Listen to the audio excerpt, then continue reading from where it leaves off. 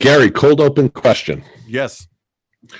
Would you rather be known for losing a game where you stepped out of the end zone for a safety, or have a football punted into your ass? Oh, wow. Man, that's a good one. Because both of those things happened this weekend, huh? Man,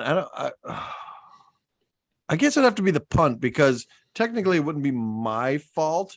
It would be my lineman or whatever came back too far. Stepping on the end zone, you got to know exactly where you're at when you're moving around there. So I'm like, so yeah, I would say if I was going to lose a game, it would be punting into one of my linemen's asses. Yes. Okay. Yeah. Fair enough. Wait, are you the punter or are you the ass that gets punted into? Oh, that might make a difference. That is very true. I'd say if I was the punter, it wouldn't be my fault because it would be his. But I don't know how that would work. How are you a lineman that you go back too far? You got to know your. Well, he was the blocker. The great thing is the picture of the ball. Oh, that's such a great picture. It is. It's perfect. Yeah. I love that Mark Sanchez tweeted. He tweeted. Oh, did he? Nice. Saying, hey, yeah, stay in your lane. Stay in your lane. That's my thing.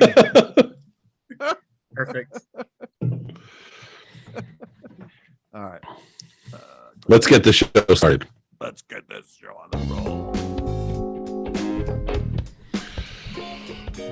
Tonight on the Brian Lennon Show, we welcome Chuck Schilken into the conversation. We'll discuss a wide range of topics from Hurricane Ian, Los Angeles, journalism, and life in general, all tonight on this episode of the Brian Lennon Show podcast.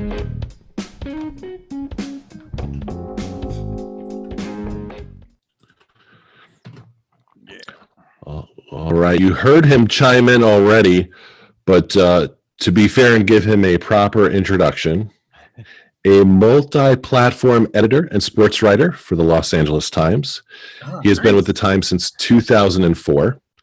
Before that, he spent more than a decade as a sports reporter and editor in Virginia and Maryland. A huge Weird Al Yankovic fan and Rocky Balboa enthusiast. He is also the creator and host of the How Charts Retro Countdown podcast, available on Spotify, iTunes, and Anchor. Also one of my early mentors in the newspaper biz. Please welcome Chuck Schilken. What's up, guys? Thanks for coming on, Chuck. Yeah, absolutely. It's a good thing this wasn't 2 weeks ago, because I was 2 weeks ago tonight. I was at a Weird Al concert. So really? Right now. That's fantastic. Well, we're looking. Hopefully, you'll give us a quick review of that. I just want to give a shout out because was that in August? I was on your podcast. I think it was July, because we were still out of hotels at that point. Okay. No, we're not anymore. So sometime this summer, I was on Chuck's How Charts Retro Countdown podcast, and he sent me this wonderful shirt, which I will gladly show. Yeah. Probably not showing up nicely on my camera, but he had shirts made. My sisters did it. It was a surprise to me, actually. They're cool. And then on the back has a list of all the co-hosts or guest hosts for that week and the city that they're in. So it kind of resembles a concert tee. Yeah, we got those like right before you came on, so you'll be top of the list next batch. I'm on the next shirt. By the way, the picture on the front, by the way, that's like an actual reprint of an actual How Chart. But right. Just to explain to your listeners very quickly, the How Charts I did my own countdowns back when I was a kid through college. I just based on what I was hearing on the radio, because I didn't think Casey Kasem was very accurate. So I did it every week and kept them, and now I count them down in podcast form. And Brian was a very good guest host or co-host. Yeah, I actually, when Brian told me he was going on the show, I after he was done, he sent me the thing. So I started listening to it, and I was like, some of the songs that were on, I'm like, okay, yeah, I know that one. I remember that one. There was a couple. I'm like, oh man, that was. I'm like, I don't remember that one. I was like, but I'm like, okay. So I had to look it up. I was like, oh man, it was a top song. I was like, I'm like, man, but yeah, it's all over the place. It depends on the co-host too. Like sometimes people really enjoy just like hearing the songs they know, and other times people like hearing like songs they haven't heard in forever. So it's fun. And Brian was good too because he had a lot of great stories to share. That like the songs remind you of and stuff. Yep. So Harry, you can come on next time. Oh yeah, definitely. Is it tough trying to find people to come on and keep it kind of fresh? Well, I have a pretty good, I feel like I have a pretty good like rotation of people now. I have like, my sisters and my cousins and, friends and stuff. And, and I'm thinking, I just started I took a little bit of a break and I started like the new fall season, and, so far I haven't had anyone new. I feel like maybe I should like just, throw in a couple of new people, just keep it fresh. But, I've got a pretty good, rotation of people. Yeah, I love it. I think it's a great thing how you took something from your past and kind of revived it, how many years later? You started it in 1982, right? Yeah, I was in 6th grade, and then I did it through college. So it was like basically, it was 10 years, like almost exactly 10 years. And yeah, it was weird because it started like a thing I just kind of did for my family, and then kind of took on a new life like when I went to college. And I can't even believe I did this, but I like hung it up in my dorm room and people came and looked at it and stuff. But mainly, I'm sure just to be like, oh, what kind of freaky thing is this freak kid doing now? But it was funny. People, people still were asking me about it. Like some of the people who are on there now. Right. Yeah, it's really fun. It's fun, and like now that like we can do podcasts and like they like Spotify has that platform where you can actually use their songs, and it just seemed like a natural thing and natural progression, to do the How Charts. Right. Now, Chuck, what's your impression of the music industry today compared to 30, 40 years ago? Like the quality of the songs? Or... Yeah. Well, just because like what I did was like top 40, I'm just like kind of like thinking about top 40 music. And I did one a couple podcasts ago. We did a countdown of like current songs, and my friend Marianne was on, and also her niece, who is probably 13 now. I think she was 12 at the time, and she sings as well. And she was talking about how like the thing she hates the most in the world is auto-tune. And like, I couldn't agree more. Like that is just like there's like a song out now. It's like Britney Spears and Elton John singing a duet, and you can't even like, they sound like robots, you know. And it's like it's Elton John, It's like he does not need auto-tune, No. So that I think has like ruined a lot of music, and especially because you can like lots of times like I feel like they even like they do it on purpose, It's like an effect now, and it just to me, it just sounds like like outer space or some sort of like weird like sci-fi thing from like the 50s or 60s. So I just think people were more creative back in general. There was more creativity in pop music. I mean, I remember listening to that episode, and I thought going into it I wasn't going to like it. Nope. Did we leave him? Yep. Always. There's always one part. They're probably streaming. They're watching Cobra Kai again. Are they watching Cobra Kai? They watching Cobra Kai? Oh no! Oh, now he can't hear us. We can't hear him. Now I can hear you. Oh, there you go. Are they watching Cobra Kai again? They shouldn't be. Ryan, when that happened, because I hear this happen, like I was telling you guys off the air that this was like my, my favorite part. It's kind of like on the Pee-wee's Playhouse, when they have a secret word, like it's gonna happen sometime. I'm wondering, like, when you come back, is there anything that you guys do to make it come back, or it just comes back on its own? It just comes back. No, it just comes back. Yeah. Wow. And it's I think it might be me pointing at my headphones. It magically comes back. And it's always on his end. It's always on his end. Yeah. It's got to be because like I'll be because when it's just me and him, I never know. Okay, could it be me? Could it be him? We're just. But then when we have guests on, always me. I'm talking to the guest, and we're still two of us are still going, and he's just like, I can't. I hear you, and I'm like, oh, it's him. It's always him. So that does happen on mine sometimes too, Brian. You might have heard like some because like mine's different. We just do audio, but like if I have like more than one person on. Or even if it's just me and some person, I'll be talking, and all of a sudden I'll notice, I'll just see that they've dropped off. It's just like the Wi-Fi connection went. So I guess it's the same thing that happens to you. Yeah. Mm-hmm. Except it's like we have to like kind of like just reconnect.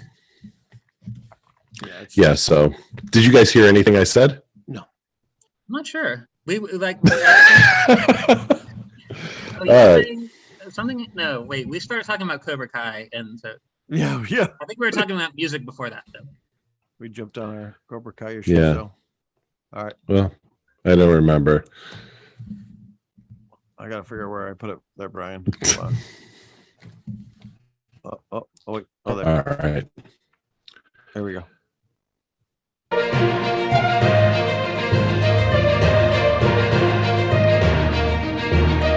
Breaking news. We're going to go to the TBLS Weather Center with Gary McDaniel, who is at the eye of the storm in Tampa, Florida. Gary, Yes. What is the current situation in the west coast of Florida? So right now it's just started raining a little bit, so we're not too bad. We're looking at hopefully, if keeping our fingers crossed, that it stays south of us a little bit and just goes back up through the middle of the state like usual. So we're hoping. So it has started to rain. It has started to rain a little bit, yes. So How about the wind? no wind yet, nothing. It's just a little bit of rain. It's a normal Florida day. Just Okay. a little bit of rain. So Do you guys have a plan? Is your plan just to try to ride it out? So yeah, as of right now, we got everything ready this afternoon, and yesterday we put our shutters up, and we have some sandbags that we put up. So we're just kind of hanging out here. We have a couple friends that live north of us a little bit. So instead of driving all the way 3 hours to my in-laws that live over in Jupiter, we figure we're staying this side because I'm like, I don't want to have to drive all the way over there. Last time we did that, when the hurricane was coming this way, we drove all the way over there. They got hit, and nothing hit over here. We're like, you know what? We're going to stick it out. We're going to see what happens. I have a friend who lives up north a little bit. We might just move up. We might just go up to their house tomorrow. But as of right now, nothing's, it's supposed to be like by like maybe evening tomorrow is when we might get some significant stuff. But as of right now, it's looking like it's going to hit Dr. Novak. It's coming up right over his little Okay. area. So instead of coming up right up over us, it's coming up like right below us. So it's A little more south of you guys. So we're hoping that it stays like that. So All right. We will stay posted throughout the podcast tonight with regular updates from Gary McDaniel in the TBLS Weather Center. exactly. All right. Well, Chuck, I wanted to talk to you a little bit about kind of how you ended up in LA, Oh, because I never really got the story of like how you and I worked together. So I guess we should preface that. So right. you and I worked together at the Fauquier Times Democrat, where you were the sports editor, taskmaster. I was a young, ambitious Cub reporter, and if you told me to go cover a 7th grade soccer game out in the middle of a cow pasture, I was ready to go. Yeah, but in fairness, though, I had to do that stuff too. Yeah. But it was nice to have me around to send me. It was, especially you posted one on Facebook, sometime within the last year or two, like a note of that you saved that I had written to you. Like apparently I was like going on vacation or something and left you many tasks to do. You were covering like an entire tournament, and this was like Christmas time, I think. Yeah, I think it was the holiday tournament. And then like I did the worst thing of all that I hate it when people do. I wrote at the very bottom, I wrote, "Have fun." You know, like, what a jackass. Like, I loved it. Celebrate the holidays. You're going to be working the whole time. Have fun. Have fun. Have fun. I loved it though. Brian, were you the when you were in Fauquier, were you the education reporter? Was that like your official title? That was my official title, yes. But yeah, you did do a lot of sports stuff. I always benefited from, there was you and there was a couple other people who like really wanted to get into sports. So I did benefit from that. Like you were always willing to go out. And, you know, I think hopefully I gave you better assignments than, you know, 7th graders playing soccer in a cow field. No, you did. No, you did. I got to do high school football games. And that's what I was looking for, is like the opportunity to put some clips together. Mm-hmm. So, you know, I got to do football games, basketball games. So yeah, it's all good. So how did you end up moving out to LA? Well, let's see. So after working in Fauquier, I had like a couple other like similar jobs where I was like a sports editor at like a small community paper and stuff. And my wife now, who you know as Ebo, like listeners to my show know her as Ebo, but that's what everybody calls her. But her name's Elizabeth. And so she already lived out here in LA, and she started going to law school at UCLA. And so then I just eventually ended up coming out here. I was kind of at like a little bit of a crossroads, you know, mm-hmm. As far as like work and where I wanted to live. And, you know, our son Benji may or may not have been on the way already. And yeah, so I ended up out here. And yeah, I started working at the LA Times just for at first I was just on the prep desk. You know, I needed something to do at night, you know, because Benji was just a little baby. And yeah, just kind of my role there just kind of evolved ever since. And you've been with the Times, you know, as I said in the introduction, since 2004. Mm-hmm. So a lot has changed since 2004 as far as like digital media and online presence of newspapers. Yeah. So what are you doing now? Yeah. Well, like I said, how's the job changed or evolved for you? It has evolved like so much, and some of it is like a natural evolution, you know, with like the way digital has happened, and some of it just kind of like weird. Like I said, I started off just like taking high school scores at night, you know, and somehow or another that morphed into like a web job, because back then, like you said, we didn't have much of a web presence, and the little bit we did was just kind of handed off to us, like just like contractors who were you know, because we were there the latest, you know, taking scores, so we were just ended up starting, you know, once we put stuff on the web, you know, we literally did have to like put them on the web, you know. And then it was just like me and like a couple other guys knew how to, you know, learned how to do it. And then as the digital side of things evolved, like we just, you know, we're the ones who kept doing it. So that's kind of how, you know, I eventually ended up in a full-time role as like you know, my title is multi-platform editor, but a lot of it's like web production. Okay. And I see that you still do occasionally write a piece. How much are you writing? That's gone down a lot. I mean, even just like within the last couple of years, it's gone down a lot, just because like so much of our focus,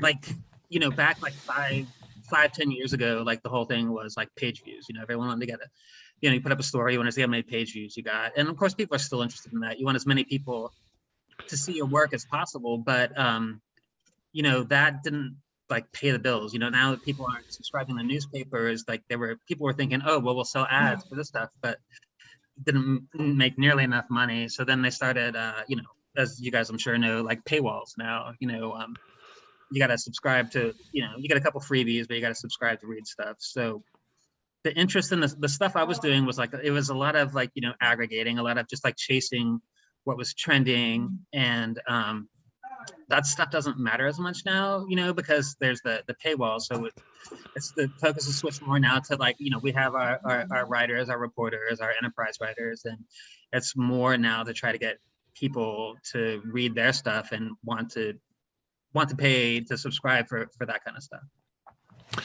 Now, another question I have for you is, as far as like the newsroom goes, the size of the staff and kind of the makeup of the newsroom, how is it now compared to, 15 years ago, 16 years ago when you were starting at the Times?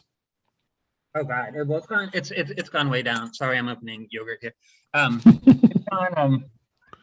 It's gone way down. Well, first, the biggest change is that like we're still not even back in the newsroom since COVID. There's like some managers and stuff are back, and a lot of us, like me included, have learned that we can do our jobs just fine, without having to go in the office. And out here, okay, so you're working from home. Yeah, and out here in LA, like that's a pretty big deal. Like that's I mean, the fact that I don't have to like sit in like an hour or more of traffic like once or sometimes twice a day, it's like Right. It's huge. And so that's something like we're working on. We're hoping that we're not going to have to go back full time. So I mean, in the office full time, we're still working full time. Yeah.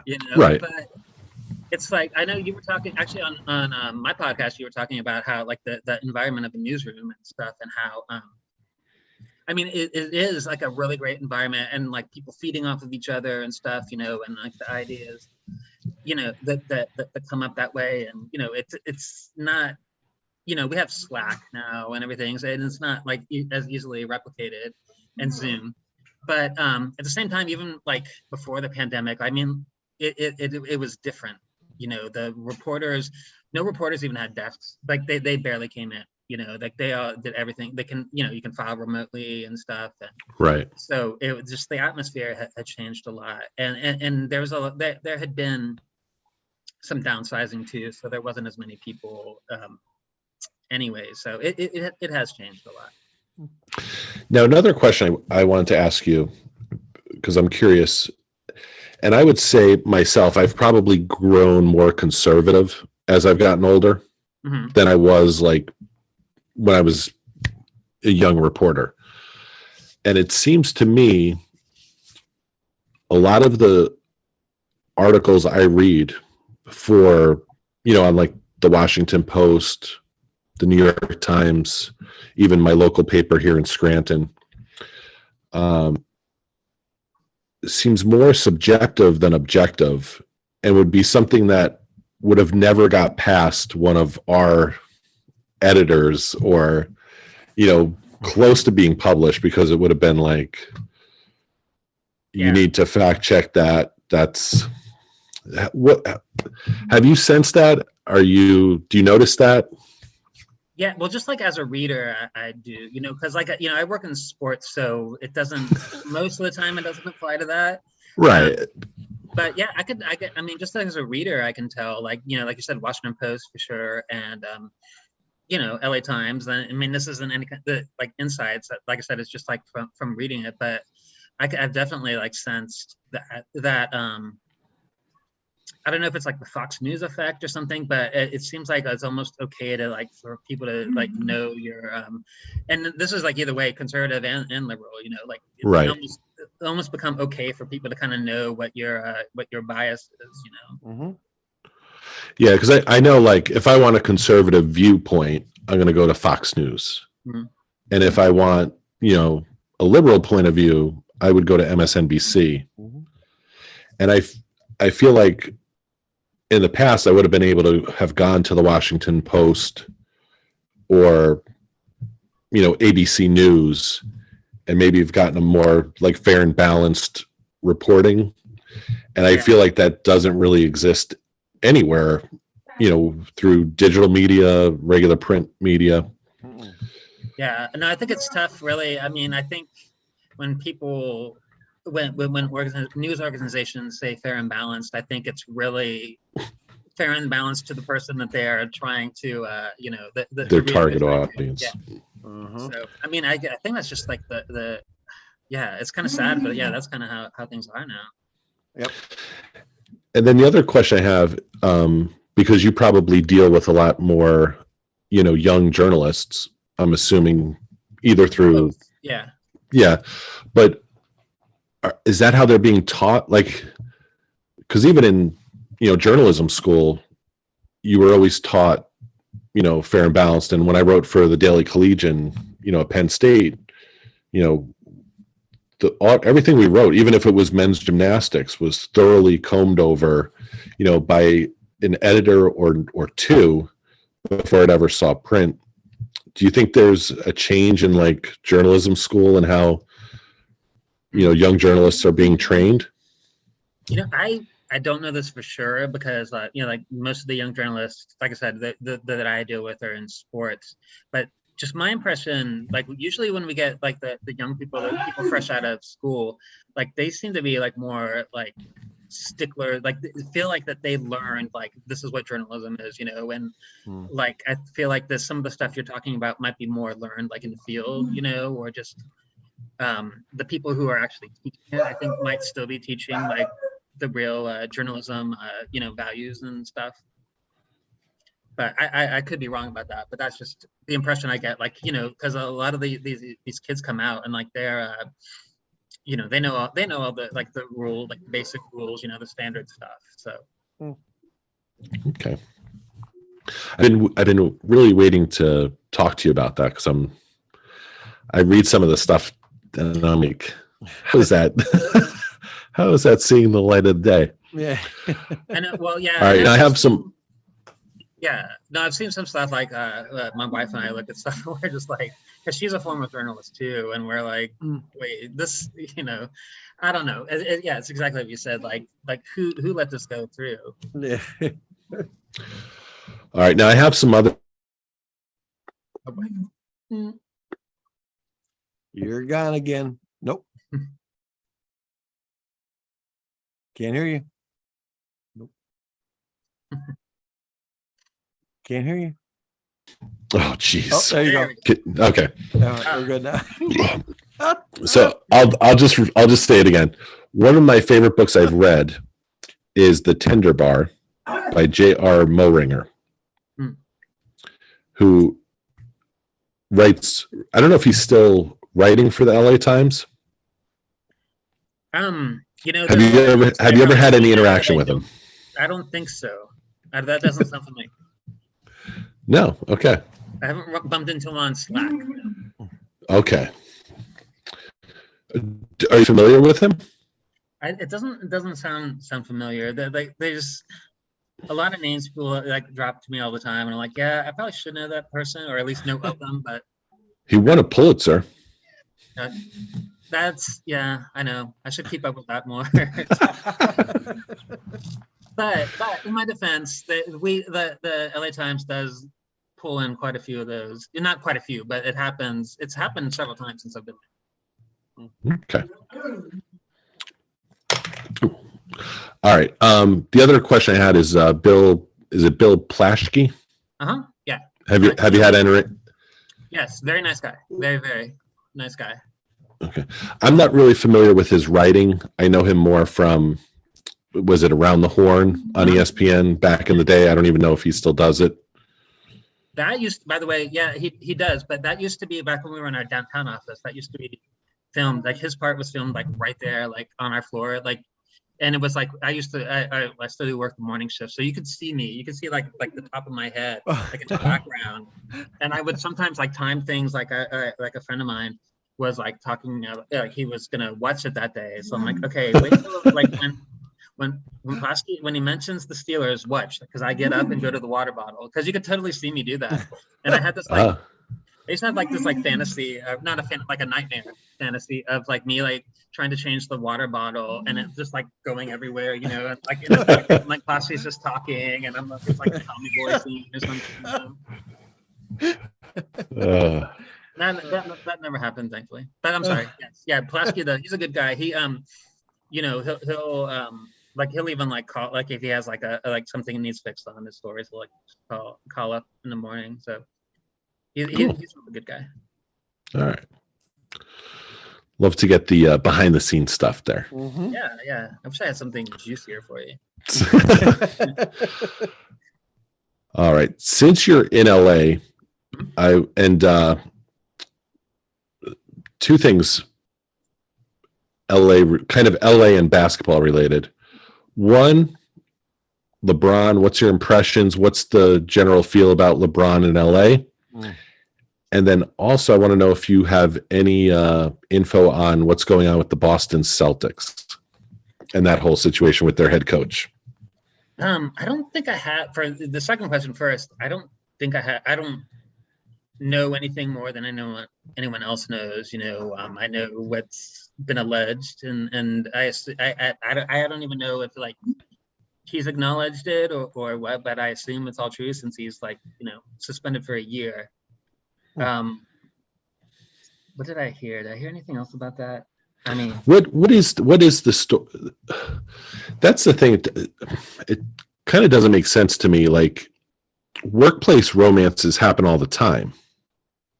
Right. I mean, if everyone got suspended for having a relationship with a coworker. Yeah, shoot. I wish I was reading up on this a little bit. I mean, I think it was an actual affair. I think she was married, and I don't know about him. And like I said, like this is all allegedly because I really have no idea. But Yeah.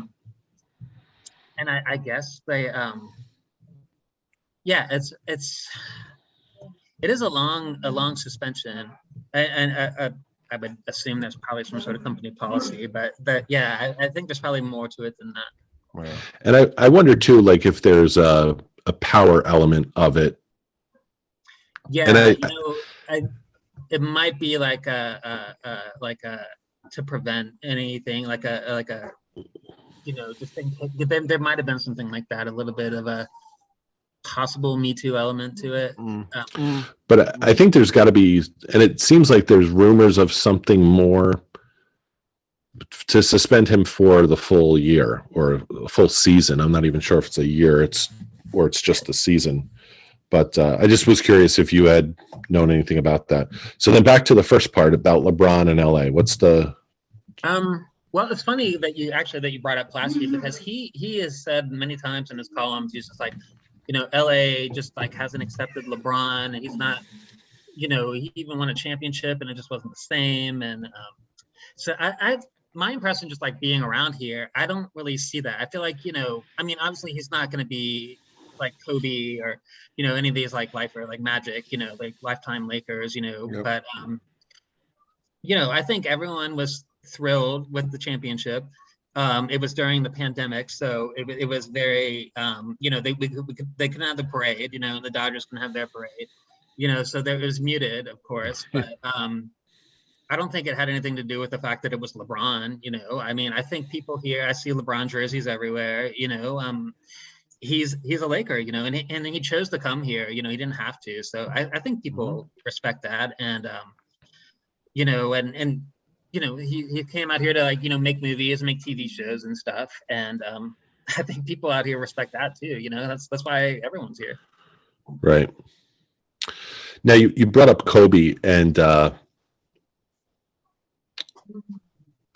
just to get your kind of remembrance of like the day he died, what was that like when he passed? It was nuts. It was because I was out. It was a Sunday morning, and I was out like riding. I was like, because Benji likes going out for car rides, and we were like pretty far away from here, and like I heard it on the radio. I had to pull over just because like I just couldn't believe it, and I had to like rush back as fast as I could because I knew it was going to be all hands on deck, and but as far as just like the I mean, it was just just nonstop Kobe for days and days. Like people would come out.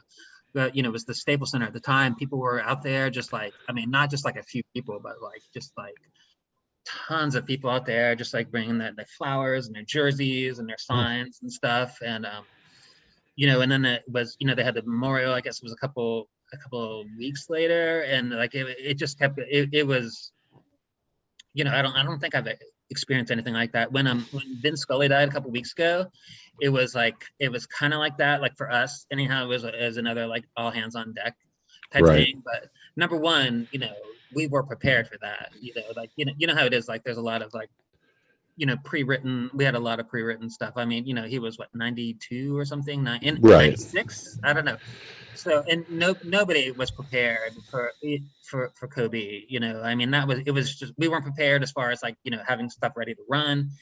people, it was just a shock to everybody, like the way, I mean, a helicopter crash and you know, and with like Gigi with them, and you know, of course all the other people too. I mean, Right. it was just like, yeah, it was, I'm trying to think of like, you know, the closest thing I can think of, and you know, it was like when the way people reacted with 9/11, you know, like that obviously was bigger, but that's the comparison that I can think of, you know, that it just, for days everyone was just in shock, you know. Right.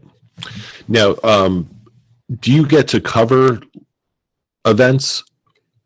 I haven't gone out and covered stuff in years. When I first got out here, I went out and did some high school stuff, and I think I covered, well, I know I covered a Galaxy game, you know, an MLS game, but that might have been like the only non-high school thing I did. But yeah, no, I haven't gotten out and actually covered stuff in a long time. Have you had any interaction with like athletes in the LA market, like a Kobe, a Shaq, any of the Dodgers, Clayton Kershaw? A little bit. The owner of the paper, when he bought the paper a couple of years or several years ago now, but he's also a part owner of the Lakers. And when he first started work, he would bring some people by.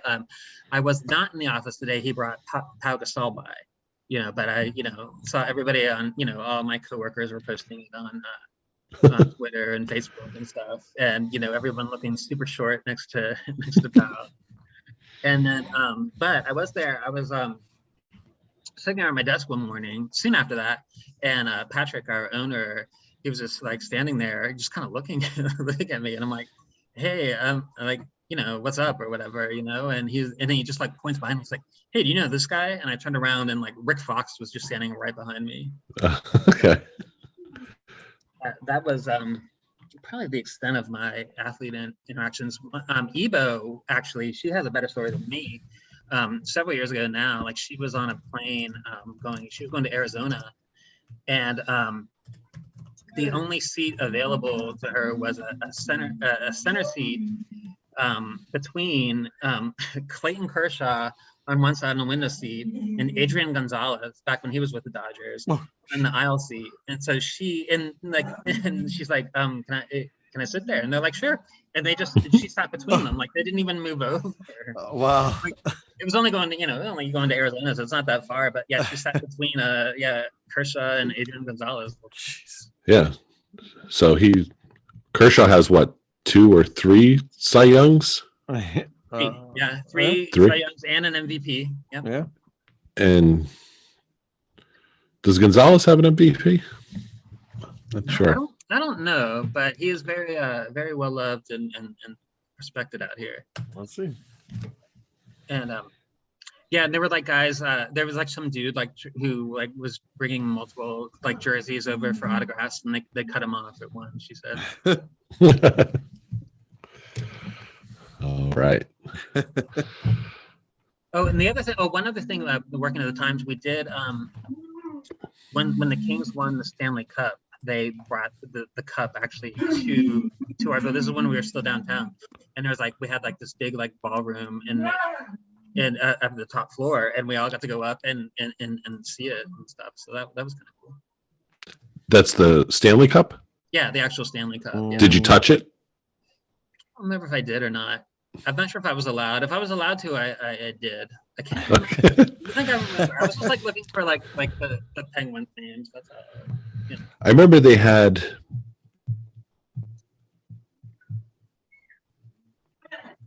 I remember seeing the Stanley Cup somewhere. Like in person? Yeah. I would think probably I was not allowed to touch it because they have like guys. Ooh. Oh yeah, Gary's frozen now. Am I? Oh, maybe you were just looking something up. Oh yes. Sorry. I was. It's him. Yeah. It's always him. Yeah. Now I can hear you. I was gonna have to carry the show. I was gonna like start counting down the hits. So this will turn into the how chart sooner or later. Exactly. I just published one like right before we went on the air here. Well, I was trying to look up the Adrian Gonzalez thing, but yeah. It said he was a Padres MVP, but that was about it. Yeah. So everyone loved when he was here. I do have some other questions for you, Chuck, about just living in California All right. overall. But I have a bug in my ear Yep. that Oh, yeah. we have another Weather Center update.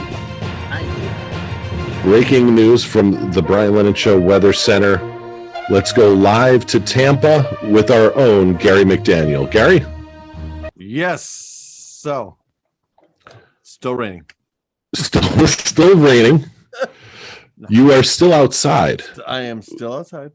Okay. No wind. No wind at Are all. you? yet. Is that like a sun porch or something you're on?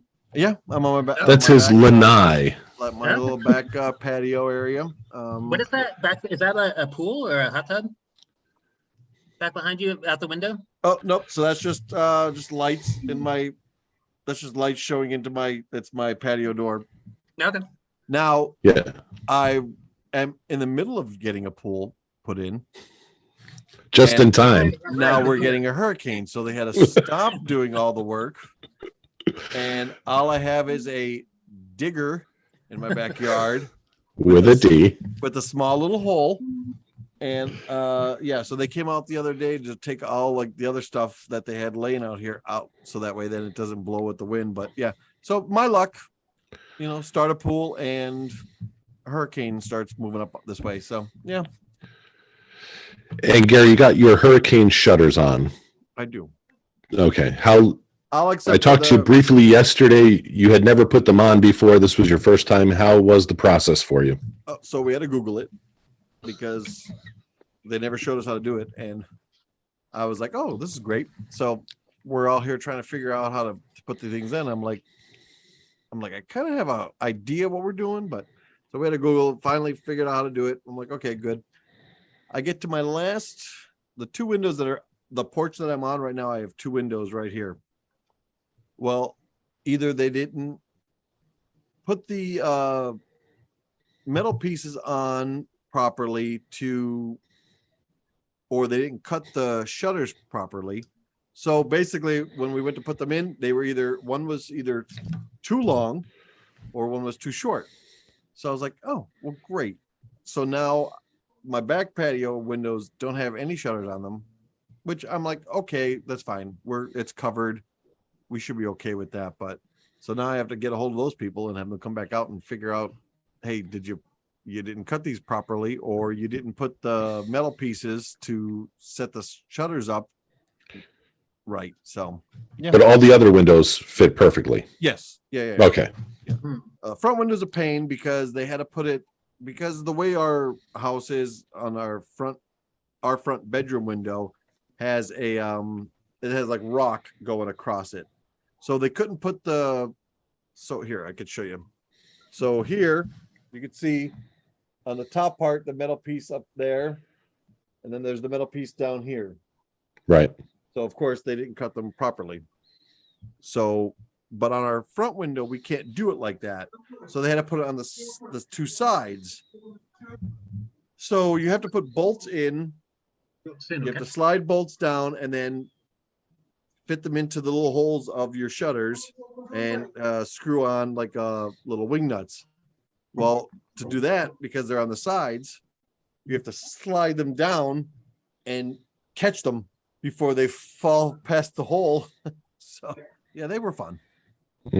But other than that, the other three windows we were able to put up perfect. So all right. But yes. Well, hopefully the work and aggravation will be worth it, and you won't have to replace the windows. It never is. Well, no, our windows are hurricane proof. Oh, okay. To begin with. So the shutters, we actually got the shutters put on before we got the new windows. But the windows are actually probably better than some of the shutters we got. So what aggravates me is all these bags of sand that we did, as you can see,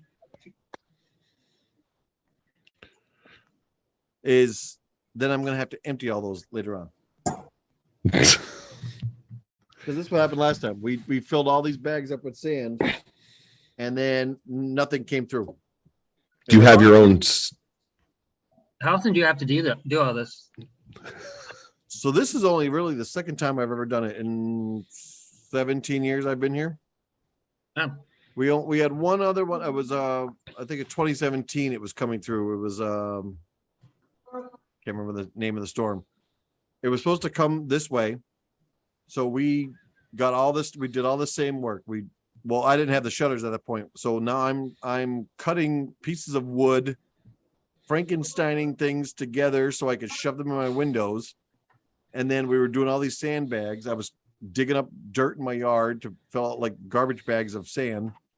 And we went to my in-laws who live in Jupiter, which is in the East Coast. We drove all the way over there. They kind of got hit with a little bit of the storm, lost power, and found out we had nothing over here. Like it literally just passed us. It didn't even hit. So I was like, we could have just stayed home. We would have had power. We wouldn't have had to worry about sitting for 3 days over on their side with no power, no AC. It's like 90-some degrees. I'm like, this sucks. So I'm like, so that's why I said like this time I'm like, you know what? It's heading this way, but we're gonna ride this sucker out. We're gonna see what happens because I'm not driving all the way over there and then worrying about the house and all this stuff. we're just gonna suck it up and see what happens. But hunker down and hope for the best. like I said, it did shift a little bit. It's now instead of coming right at us, it did go down south of us a little bit. So we'll get like the last couple models we were getting like the big tail ends of it. So we weren't gonna get the eye or anything like that. So. All right. We'll probably check in again one more time before the podcast ends. Let's go to another state known for natural disasters. Speaking of California. So Chuck, I have a question for you about California. Okay. So if you believe everything you hear and see on the news, people are leaving California. Gas prices are astronomical. Part of the state is always on fire. There's been crime sprees. There's homeless living all over the streets. How is it really, though, in California? Well, I mean, there's definitely a homeless problem for sure.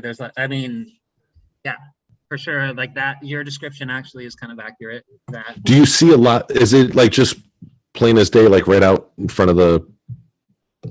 Oh yeah, there's like three blocks from my place. There's like an underpass where it's just like an encampment, and it's funny. We live actually like right on like the LA Santa Monica line. Like we live in LA.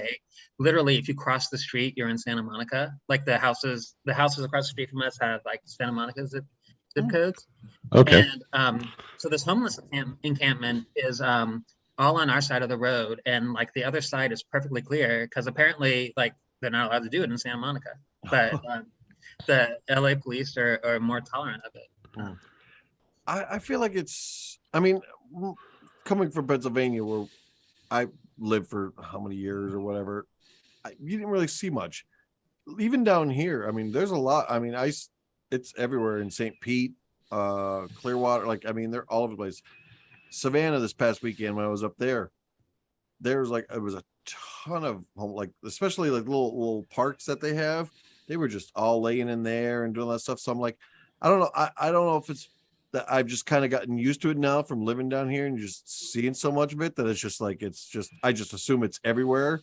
Not thinking back when I lived in PA where you didn't really see too many homeless. So it's like, it's weird. You just, well, who've come out here and they've noticed, the thing they've noticed is that like you see it like just in like neighborhood, like regular neighborhoods, like, and it's like, I know like in DC it was around, but like not like in like this, like the suburbs or just like, in the, the more just like the side streets and stuff like that. It's but yeah, here, I mean, it's unfortunate and something, needs to be done to help these people.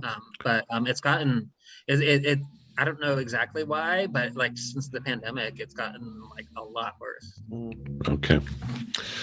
The other question I have for you is, especially with the presidential election coming up, and there being questions whether Joe Biden will run for re-election or not. I know Gavin Newsom, the governor of California, has kind of thrown his hat maybe into the ring. What's the general impression of Gavin Newsom as a governor, and whether there's a real belief that he may run for president and that he has a legitimate shot at the presidency? Well, let's see. Generally speaking, I mean, this is just like, my impressions, but I feel like a lot more people were, earlier on, while he was governor, when he first year or two, like he was just, he was great. Everyone loved him, and it's still a very blue state, but he did get recalled and like beat it like very easily. It was just like people who were unhappy that they had to wear masks, basically, and so I think that his popularity has kind of gone down some since then. And I know there's been a few things where like people have pointed out like, like, oh wait, he's like making us all wear masks, but he wasn't wearing a mask, and so I think there's like a little bit of like the regular like politician stuff. I feel like overall though, I think most of the people seem like pretty satisfied with how he's done. And I wouldn't be surprised, if he did try to run for president. I really have no idea like how well he'd do. I wouldn't think that he's as much of a national name as like some of the other people are. But I mean, like, I don't know. I mean, you guys know him, and do you think he's enough of a national figure to? Oh, he's definitely a national figure. Yeah, he would definitely be. He's probably the DeSantis of the Democratic Party as far as notoriety goes. Oh yeah. With state governors. So I think he would definitely. Yeah. Name recognition would not be an issue for him. Yeah, because I mean, for a little bit there, I didn't even realize, I didn't know who, and then all of a sudden he kept just popping up like on my Twitter and all this stuff, and like he'd just be in there, and I'm like, who is this guy? And I'm like, oh, that's Florida, or that's California's Democrat. I'm like, okay, I'm like, all right. And that would be kind of funny, like Florida versus California. That would be amazing. And you know what? Me and my wife just talked about this today. I'm like, you know what? DeSantis had some decent stuff. I mean, he did really, like, there was a couple things that he did really good, but then he just like crawled up Trump's ass and just became like, and that was it. It just, all of a sudden he became Trump's little lackey, and it was just like, it was everything. And I was like, oh, like, seriously? I'm like, everything he did then after that was just garbage. It was like, he starting out like it was some stuff that was really good. And then it was just like, oh, well, we can't say gay in schools, and we can't do this, and we can't. I was like, seriously? I'm like, oh my God. I'm like, what? I'm like, why? I'm like, why are you going this route? I'm like, just stay on the path you were on originally. Why are you jumping ship now and going this way? It was ridiculous. I mean, like we literally were the opposite of your state. Your state was masks and closures and things like that. Where here was like, everything's free. It was like the 60s, free love everywhere, Yeah. Just do what you want. We don't care, whatever. It's if you want to wear a mask, wear it. If you don't, I don't even want you to have masks on. It was crazy. It was just like, and I mean, and we had at one point our death toll was just rising and rising, and I'm like, seriously? I'm like, he's just gonna keep going with this. I'm like, all right, whatever. That was every state. All right, let's get on to a less controversial topic: karaoke. Oh yes. Yes, that. So Chuck, you are a karaoke enthusiast. Yes. Something I never knew until recently, really. Like when I worked with you, I never knew. Maybe you weren't into karaoke then. I don't think I did it as well. I did it some in college, and then I feel like, and maybe this is just like my perspective, but I feel like it kind of like died off for a little while, and like now it's and now it's everywhere again. Or the last 20 years it's everywhere again. But like in the late 90s, I didn't really see it that much. Maybe it's just like where we live. Yeah, and Gary, you have started karaokeing on Saturday nights. Yeah, we just start. A friend of ours, he does DJ stuff at the one bar, so we just started doing it again. So I love a good karaoke. I do. I do. Do you guys have the private rooms out there too? Because that's a good way to ease into it. You know what? There might be a couple places, but I mean, where I've gone, it was just like there was one. It was a restaurant that used to just do it every. It was like every. I don't know if it was Monday, Wednesday, Friday, or something like that. They always had it, but it was just like you would be sitting there eating dinner, and there'd just be people singing karaoke. And then they finally moved it to when they moved to another building. They kind of made it like a little private room, so you could eat back there if you didn't mind listening to the karaoke. But I've never seen one like where it's just like a private just like, type. Yeah, there's a couple places out here where and there's one where like if you go in like the Sawtell area, there's like right next door to each other, there's a karaoke bar, and then there's like a karaoke studio where you can just like rent rooms, and we used to do that a lot too. We'd rent the room, and you just like have your own little room and their own TV, and you could just program the song and just with your group of people just sing your heart out. Oh, that's cool. Yeah, I haven't seen that. Up in Northeast PA, we do not have anything resembling a karaoke bar, or like what you're saying, where you have like karaoke rooms. I think it would be popular up here. Yeah, that'd be cool. Do you have bars especially during the winter. Mm-hmm. There's karaoke nights, I think, here and there, but it's like a special event. It's not that I know of, where you can go to a particular establishment every Thursday for karaoke. Right. But I think with the winters up here, karaoke would be a popular thing to do during the winter. Might have to look into that. Yeah, it's so much fun. Yeah. No, yeah, I said like we have a few. I know there's a few places right here. Like actually, when I drive to school every day, there's a big billboard up, and it's a specific bar that just does karaoke. So I've not been to that one yet, but so. Well, Brian, didn't you did karaoke a couple weeks ago though, right? That was at a friend's Labor Day party. Okay. I remember you saying that you sang the Dirty Dancing, I've had the time of my life. And I was just like, man, like he's got like the sweet baritone for that. For sure.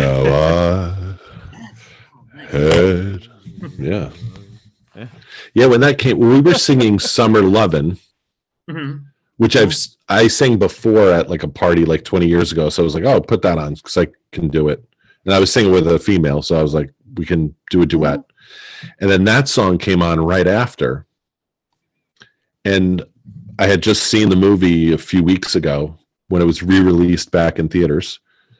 So I was like ready to go with it.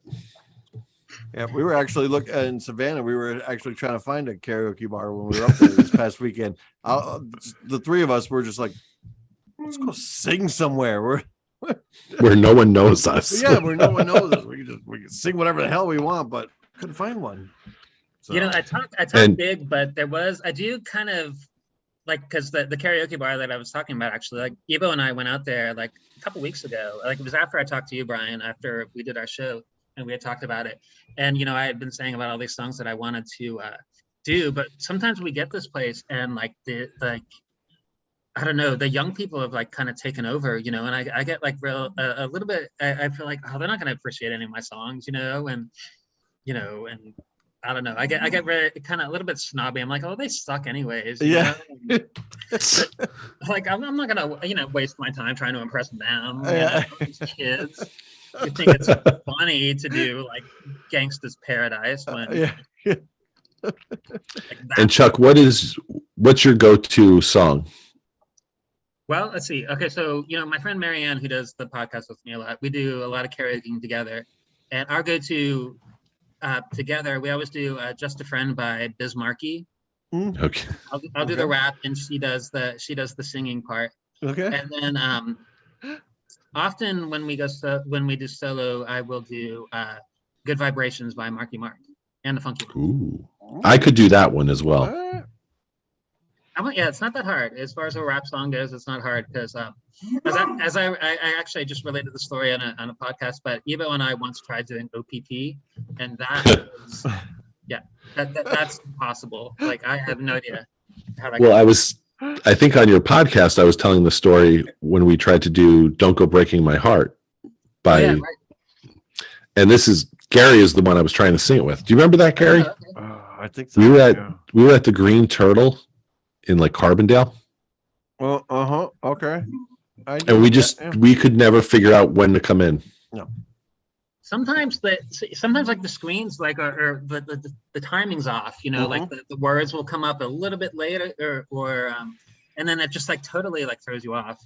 Yeah, or they have a different version of what, like, because I mean, the last time I was out when I was doing my normal Ring of Fire, whatever version he had was a little different than like, I was getting ready to go with, like, I knew the verse was coming up, and then all of a sudden it was just like it had a little break, and I was like, stop. You were like trying to do Johnny Cash, and he was playing like the Social D version or something. I'm like, what the hell is going on? I'm like, this is not the way it goes. I'm like, I know how the song goes. I'm like, just play his normal song.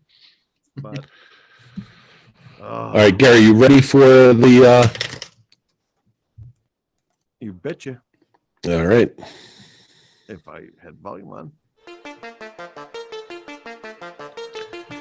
It's now time for News of the Weird with your host, Gary McDaniel.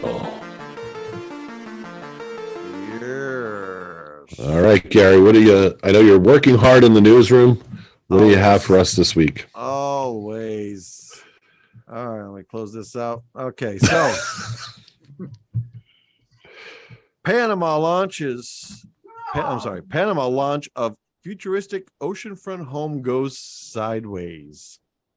So the unveiling of a futuristic luxury model home of Panama's Caribbean coast tanked Thursday when the Seapod Eco prototype perched above the water on a column slumped into an adjacent dock. Developer Ocean Builders said in a statement that the sleek white home began to destabilize at the end of the launch event. It said no one was injured and the cause was being investigated. The home, that is reminiscent of a spaceship, sits well above the water and features expansive views from a row of windows. Developers had developed to begin offering the homes for sale next year, touring them as friendly to the environment and the economy. So here, let me see if I could get you. Now, is this Panama, Florida, or Panama, the country? This is Panama, the country. So here, let me give you a little photo view of this. Hold on, let me click this and click that. There you go. So it just looks like a big. Oh, Okay. But yeah, I guess looks like a water tank. Yeah, so I guess it's supposed to float on the water, but I guess it didn't work. So it looks like you maybe get in the bottom, Yeah, right. you climb up, and then it maybe submerges into the water and floats. I don't. So the way it made it sound like it's supposed to look like it was on a see where the guy's standing here. It's like a pad that goes there. Well, I guess what happened was when they were going in, like it just kind of started to sink. I don't think this part here is supposed to go underwater. I think it's supposed to stay above water. And No, I see it like going down, so that like entrance capsule. That's how you get in. You take the ladder up, and then it goes should down. Submerge. So then you're just floating on the water. Yeah, I don't think that. I think it's supposed to be like this, and I think it actually did submerge into the water. So, and that's not what was supposed to happen.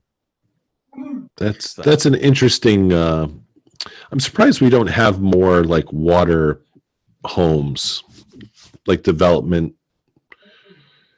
Yeah. With floating homes. Well, Chuck, maybe this is an idea to solve the homeless in LA. Just sure. I'm probably not one of those contraptions that you just showed. But. Yeah. Something that floats. We don't. Yeah. Something that floats. Yeah. I mean, Those we got lots of water out here. Those look a little too fancy. All right, and then our last story is bargain hunter scores 700-year-old medieval times document. So Portland, Maine, a bargain hunter who went to an estate sale in Maine to find a KitchenAid mixer, a bookshelf, or vintage clothing, walked away with a 700-year-old treasure. Instead of a kitchen appliance, Will Sidler stumbled upon a framed document hanging on a wall. It had elaborate script in Italian, along with musical notes and gold flourishes.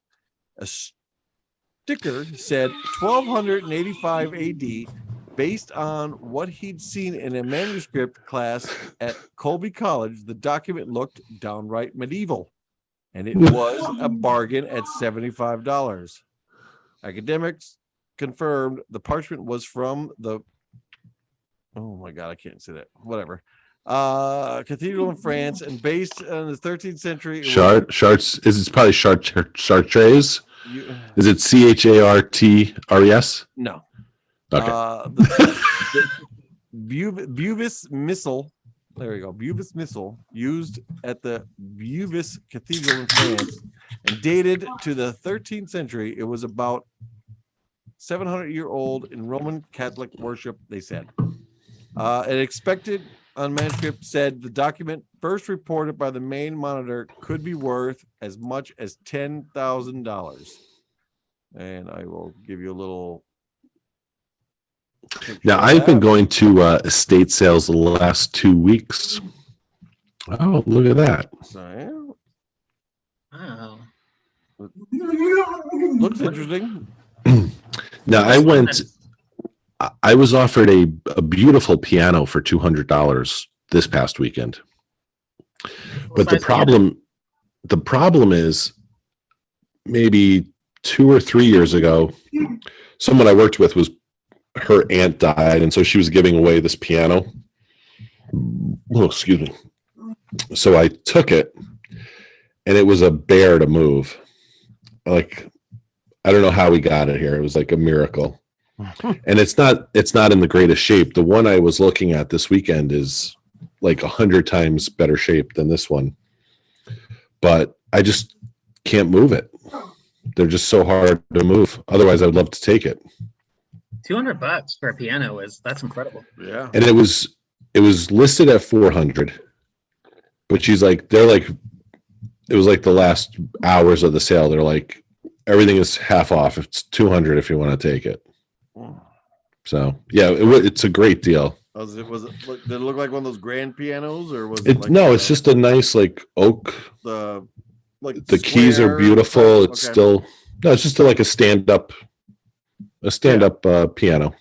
Do any of you guys play? Like anyone in your family? No, and that's the other thing is my daughter Ruby. I went with Ruby and Lucy, and the lady I guess whose house it was there, like an older lady, and she was sitting on the steps, and it like got my daughter Ruby like upset. She like felt bad for her. So she's like, we really should take that piano. And I was like, well, if you guys had like played the piano that I got you 3 years ago, then maybe, it would have been a lot easier to convince my wife to be like, oh, let's get the nicer one. And so I have a bass guitar, an electric guitar, 2 ukuleles, electronic keyboard, a piano, a trumpet, a trombone, and a saxophone. And none of my kids play it. None of them play. I've tried. You play any of those? I dabble on all of them. Okay. But I'm probably the best at trumpet. You guys could have been the new Partridge Family. We could have. Right? Dang, missed my calling. All right. Let me see if there's anything else I want to talk about.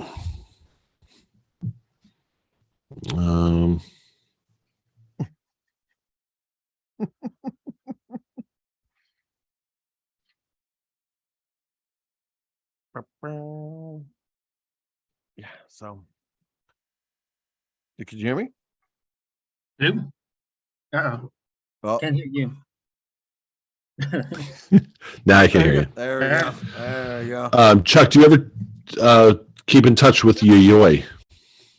Oh God, no.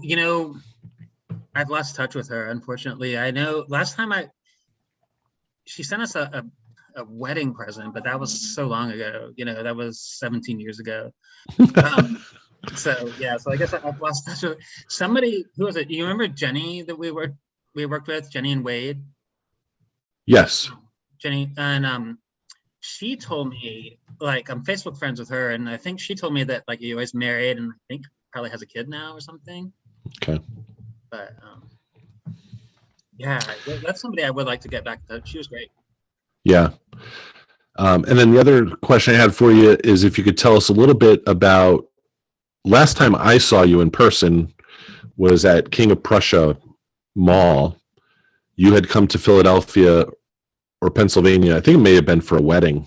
Right. Mm-hmm. But you also did the Rocky Balboa tour of Philadelphia. Well, yeah, just like on my own, I did the, I ran the stairs and whatever museum that is. It's a museum, right? I can't remember. Yeah, the Philadelphia Art Museum. Yeah, and like, got my picture taken, by the statue, with the hands up, with like, and so like everybody was doing that, but just kind of had to.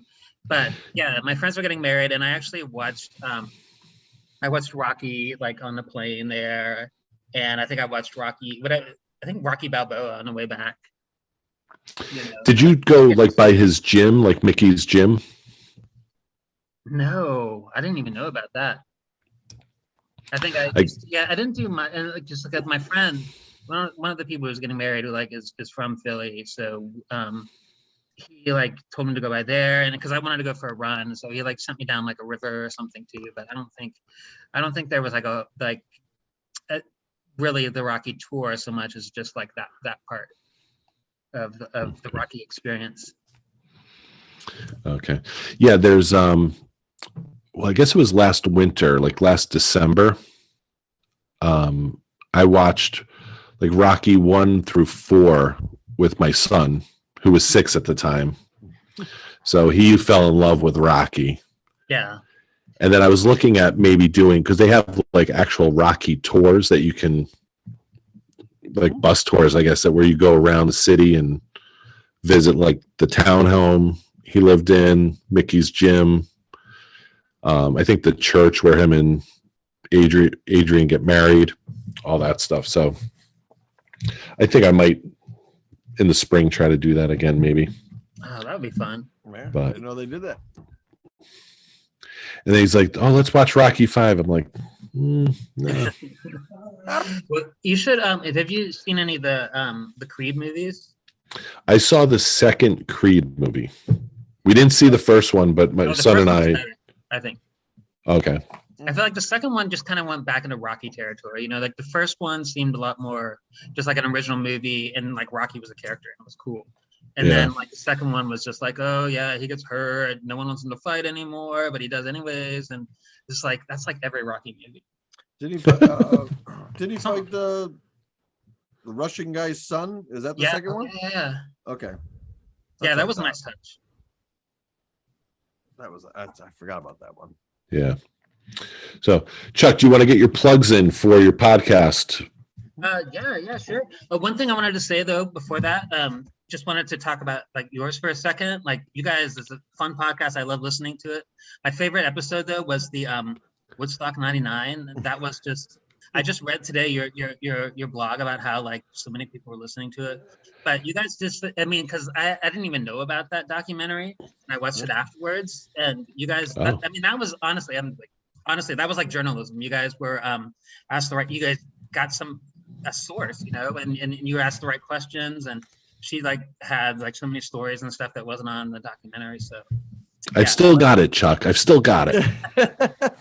Yeah, exactly. You make the story your own. But that's a on my Substack. It shows you like how many views your page has. Yeah. and the one with the Woodstock 99 just like shoots right up and then comes back down. But I think we actually, like, do you know where any of those views came from? It tells me like whether it's Facebook, Substack, email, but not really anything in particular. We apparently have one listener in Switzerland, and we may have 2 or 3 in Ireland. Yeah, I got Germany covered. I don't know Oh, why. okay. Well, they love music. They love David Hasselhoff. I mean, they do love the hot. they're probably hoping to hear more David Hasselhoff, and you probably don't have any David Hasselhoff on no David Hasselhoff. the How charts. That's similar, though. One other question, Chuck, for you. Substack. Have you thought about maybe moving the How charts to Substack since they offer podcasts now, and maybe opening up your own writing and talking and writing about 80s and early 90s music? Well, as far as moving the podcast, I don't know if because I kind of feel stuck on the one I'm on just because it's Spotify's, and that gives me access to all the music. Mm-hmm. So I don't know if I'd be able to do what I do like on another platform. But the writing stuff, yeah, I had never thought about it, but that would be kind of fun just to kind of expand on things. And because I know like sometimes on the podcast I'll start talking about things and I'll like realize that my co-host is kind of glazed over or something. So it might be, might be good. Yeah, I think listening to the podcast, there's always like a story or you probably could write 1,200 words about it easily. Yeah, that's true, because I do try to keep things moving along too. And yeah. So yeah, that's true. There's some stuff I could expand on. I was just on I was doing a little research for this today, so I was on your page and like, yeah, I like what you like, some of the stuff you wrote. It's like kind of cool to like just to be able to write whatever you want. Mm-hmm. That's what I like about it, because it's when you work for a newspaper, they tell you what you have to cover. Mm-hmm. So I don't have to cover the Abington Heights School District, monthly meeting. If I want to write about, the name Brian and compare that to the name Ryan, that was great too. I'm free to do so. So I like the freedom that it gives me to cover kind of whatever I see and whatever kind of strikes my fancy at the moment. Yeah, I might do that. That might be fun. I'll look into it. All right, get your plugs in for your podcast. Okay, so yeah, it's on Spotify. It's if you just search for How Charts Retro Countdown, right? Yeah, because I just added the Retro Countdown part for search bar. How Charts and Retro Countdown, and yeah, it's on. I do kind of every week, but not like as regularly as you guys do. I just kind of do it whenever we have time. And we just passed a year, and I think I'm on episode like 43, so it's not every week, but it's close enough. Pretty regular, and it is. It's fun to listen to. Mm-hmm. It's fun to go back in time. So if you're over the age of 40, you'll probably remember some of the songs, if not all of them. And yeah, Brian's on episode 37. By the way, if you guys check that out, episode 37. Excellent episode. Yep, I did listen to that one. I liked it. Well, continued good luck, Chuck. Yes. I would love to have you on again. Absolutely, yeah. That's so much fun. It's good to check in, like we kind of mentioned on your podcast, being able to get in touch with people who we've maybe lost touch with. So it's a good way to do it. Yeah. Thanks so much. Exactly. All right, Gary's getting the music queued up to head out. Gary, good luck with the hurricane tomorrow. Stay safe. Thank you. Chuck, thank you for joining us. Yeah. Co-host and host, creator of the podcast, The How Charts Retro Countdown. Thank you all for joining us. Subscribe on Substack, thebrianlennonshow.substack.com. And we will talk to you again next week. Hopefully Gary will be here and not underwater like the people in Panama. And have a great week. Peace out.